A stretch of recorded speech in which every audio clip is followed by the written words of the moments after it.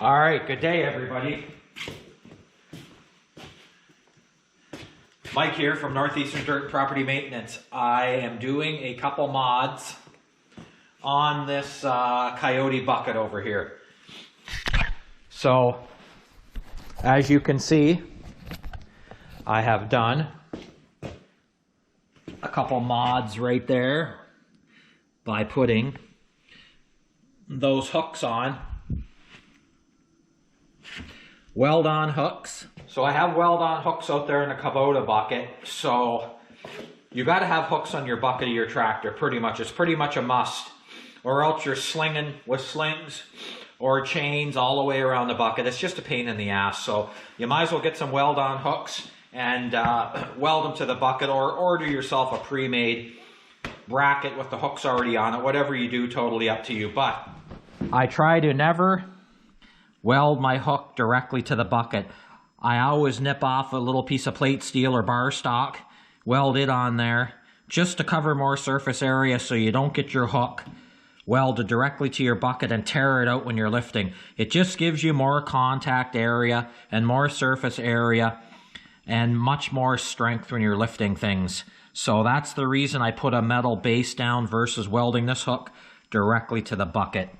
It's just a better way to go when you cover that bigger surface area. The more surface area you got when you're lifting, it's less stress on one point of your bucket, that's all. You're not really loading just a small area, but that's the way it is. So now, something I'm doing differently on this bucket, instead of welding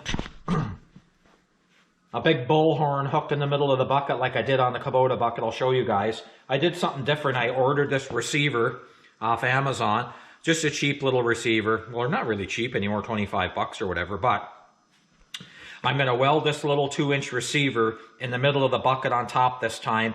And then I ordered a slip-in lifting hook for the middle, so I can put a trailer ball in here, a rigging lifting hook in the middle. I can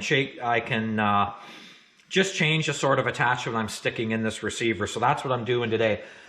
I ordered this. I'm going to weld that on there. And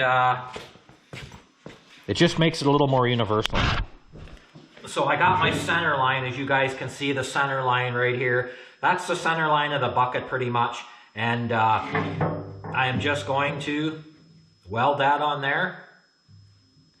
And that's going to be that, really. And then I'll paint it when the weather warms up a little bit. That's why there's oxidization on these hooks. Not a big deal really at all. When the weather warms up a little bit, or if I get a nice day, I'll just set this bucket out in the sun and warm it up a little bit, and then I'll just spray paint this stuff a little bit, and that'll be that.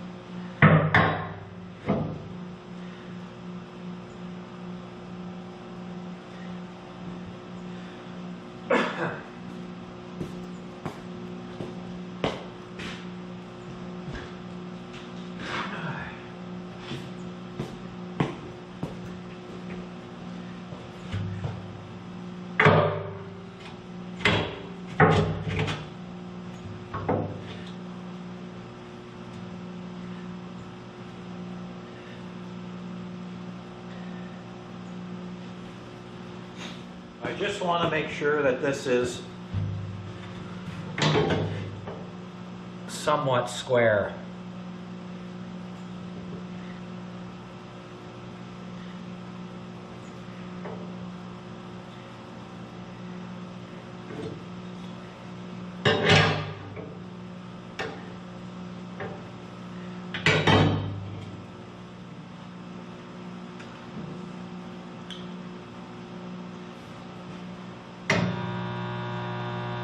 Burn that moisture off them rods. And I actually had these rods sitting on my wood stove in the basement for the last hour and a half.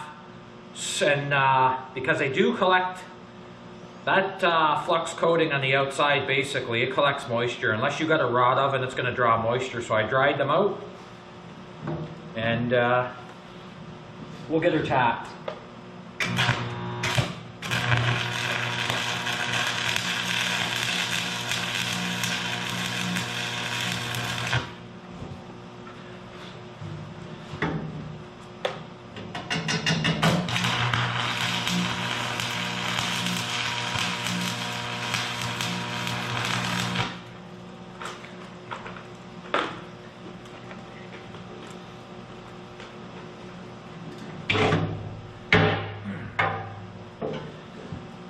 And I put an order in for a newer welding helmet. As you guys can see, this has got the old traditional smaller viewing window on it. Well, they had welding helmets on sale on Amazon. Of course, I'm on Amazon, whatever, quite often.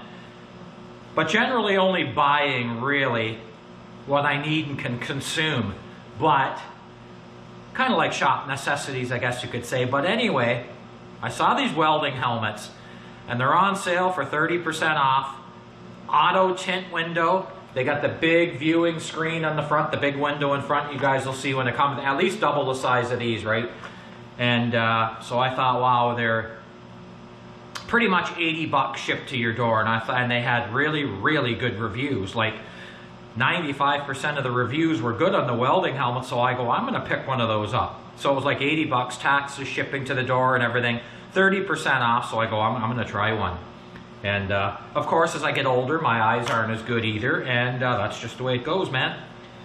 So I wish I would have had that new welding helmet today for this, but I'm always welding something in the shop. So anyway, we'll get on this.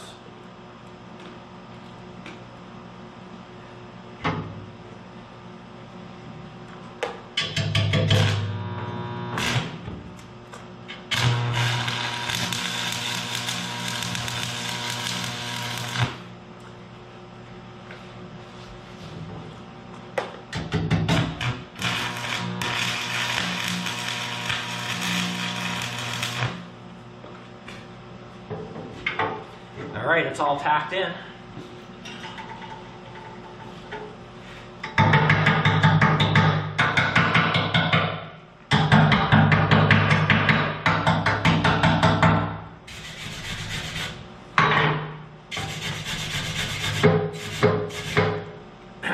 Now we'll put some fire to it.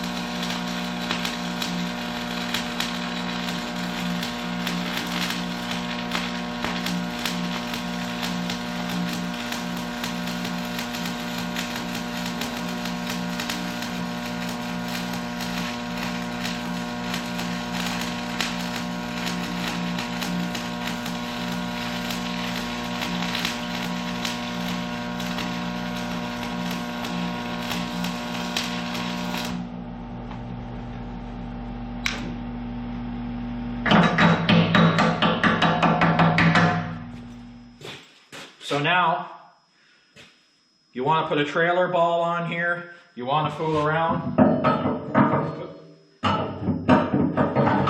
You can put a trailer ball in there. For moving trailers, you can put your lifting lug in there, whatever you want. And I was even thinking about welding on a couple D-rings on each side of that receiver.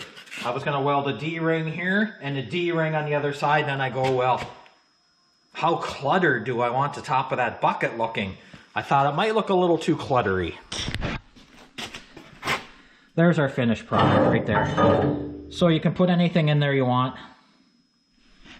You got the weld on, and by the way, those are 3/8 weld on hooks right there. Each side right there. 3/8 weld on, and you can get them anywhere, any hardware store, they're cheap.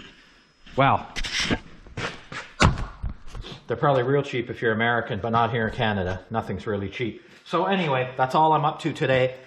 I got that welded on there, and I ordered, like I said, I ordered the 2-inch receiver, great big bullhorn hook that I can slide in and out of there if I want to lift something, because we'll do a little bit. We'll have a little look here. Okay, so let's have a little look. The reason I weld a hook in the center is simply because I don't always like lifting from the outside, because you want to balance your load on that front end loader as much as you can. You don't want to load up one side of the front end loader on that tractor really heavy and ended up torsionally twisting that one side of the loader. That's not what you want to do. Me personally, when I do rigging, I want a balanced load distributed not only to the load you're lifting on the ground, but to what you're attached to. You want a balanced load as best as you can. So I don't always like lifting a load from the outside straight up like this. I don't always like doing that. Sometimes I just like lifting a load, you know, with a hook, if we had a hook in there, from the center of our bucket, and just being dead center between your two lifting cylinders on your front end loader. It's all about being even when you're lifting your load. You don't want to twist up these front end loaders on these compacts and subcomp or any tractor. You just don't want to do it. So that's why when I'm doing rigging, I want everything centered, and very rarely, like anybody, very rarely, unless it was a really light load that you're lifting, very rare, and you didn't have time maybe to lift off center, you didn't have the right hook up to lift off center, you can lift off the side of the loader, but it better be light and it better be easy on the machine. But you're always better off to try and lift in a balanced fashion. It's just easier on all your equipment. So that is why not only I put hooks on the outside, but I put a big hook in the middle, so you can lift off the middle or two outside. And let's face it, sometimes you don't always have two slings or chains. You might only have one, so boom, you can lift off the center. But anyway, that's all I'm doing on this Kioti bucket. And I'm going to show you guys some more stuff on this Kioti tractor. And I'll tell you, I like the Kioti tractor. I'll show you some videos of me plowing some snow and just running around a little bit. But I'm going to show you some things in the Kioti tractor that you Kioti owners are not going to like. And unless you've ran Kubota equipment, you wouldn't know the difference. So you wouldn't even know what I'm talking about. But I will show you that in another video. And we're going to do some comparisons on Kioti versus Kubota in different areas of engineering. We're not going to worry about lift capacity and all that stuff. So that's not what it's going to be about. But anyway, that's what I'm up to today. I just wanted to get this Kioti bucket because I needed to lift something the other day. Oh, I needed to lift my quick attach snow blade for the ASV skid steer. I wanted to lift it and bring it over here. And it was in an obscure position. I didn't have no hooks. So I go, I better get going and start welding up some hooks on here. So anyway, that's all done for now. And we're going to do a lot more talking about this Kioti tractor for sure. And Kubota and Kioti. Okay, so I'll close this video out. And I'll say Merry Christmas to everybody out there. And thank you to all you new subscribers that subscribe to my channel. It helps. I don't have that many subscribers. And I never will have that many. I don't have the best channel. I don't have the best equipment.